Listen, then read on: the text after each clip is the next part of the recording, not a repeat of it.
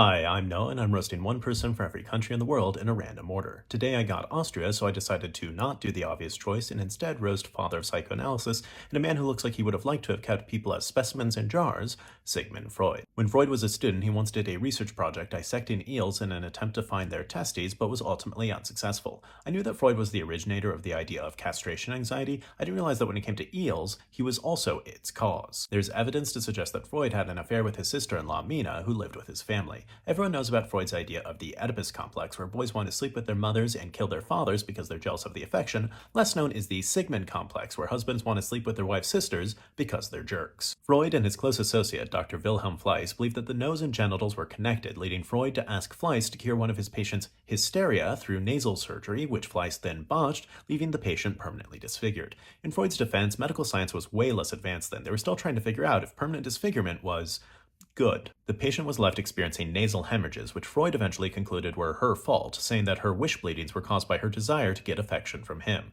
That's wildly sexist, but I will admit that we do all want doctors to care for us. For instance, this patient might have wanted a psychiatrist who cared for her enough to not send her to the experimental genital nose surgeon. Freud was a huge proponent of cocaine, even going so far as to recommend it as treatment for morphine addiction, although when another doctor tried to use it to treat his morphine-addicted patients, he found that it didn't work and left them addicted to cocaine. If my results aren't reproducible, said Freud, how come my patients keep asking for more cocaine to reproduce the results over and over? Freud once treated a patient who was a psychoanalyst himself who was cheating on his wife with a married patient, and instead of telling him to stop, Freud said that both he and the patient should divorce their spouses and marry each other. A normal person would say, you can't sleep with your patient. Freud said, you can't sleep with your patient without locking that shit down, player. Alright, please consider donating to help the family that I sponsor in Gaza. If you'd like to support me or watch bonus videos, please check out my Patreon.